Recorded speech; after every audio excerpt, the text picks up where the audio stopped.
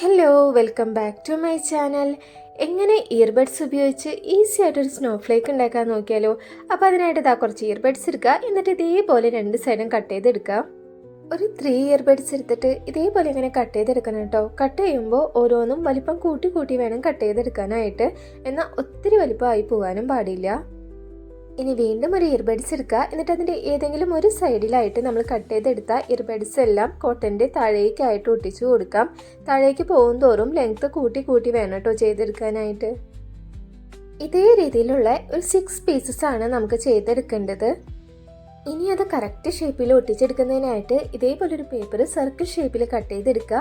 എന്നിട്ട് അതിൽ ഈക്വൽ ഡിസ്റ്റൻസിൽ ഒരു 6 ലൈൻ വരച്ച് കൊടുക്കുക. ഓരോ ലൈനിന് മുകളിലായിട്ടും നമ്മൾ ചെയ്തെടുത്തിട്ടുള്ള ഇയർബഡ്സിൻ്റെ ഓരോ പീസസും വെച്ച് അറേഞ്ച് ചെയ്ത് കൊടുക്കാം. സെൻറ്ററിലായിട്ട് നമ്മളൊരു വൈറ്റ് തെർമോക്കോൾ ബോൾ കൂടി വെച്ച് കൊടുക്കുന്നുണ്ട് കേട്ടോ. വൈറ്റ് ബീഡ്സ് ഉള്ളവർ അത് വെച്ച് ചെയ്താലും മതി. ഇനി ഇതെല്ലാം ആ തെർമോക്കോൾ ബോളിലേക്ക് ഗ്ലൂ ഗൺ ഉപയോഗിച്ച് ഒന്ന് ഒട്ടിച്ചെടുക്കാം. ഇനി വീണ്ടും ഒരു ഇയർബഡ്സ് എടുത്ത് രണ്ടായിട്ടൊന്ന് കട്ട് ചെയ്ത് കൊടുക്കുക. അതിനുശേഷം ഇതേപോലെ ഓരോന്നിൻ്റെയും സെൻറ്ററിലായിട്ട് വെച്ച് കൊടുക്കാം. കറക്റ്റായിട്ട് അറേഞ്ച് ചെയ്തതിന് ശേഷം ഗ്ലൂ ഗൺ ഉപയോഗിച്ച് അത് കൂടി ഒന്ന് ഒട്ടിച്ചെടുക്കാം. അപ്പോൾ ഇയർബഡ്സ് ഉപയോഗിച്ച് ഈസി ആയിട്ട് ചെയ്തെടുത്ത ഈ ഒരു സ്നോഫ്ലേക്ക് ക്രാഫ്റ്റ് ഇഷ്ടപ്പെട്ടാൽ എല്ലാവരും ചെയ്ത് നോക്കുക.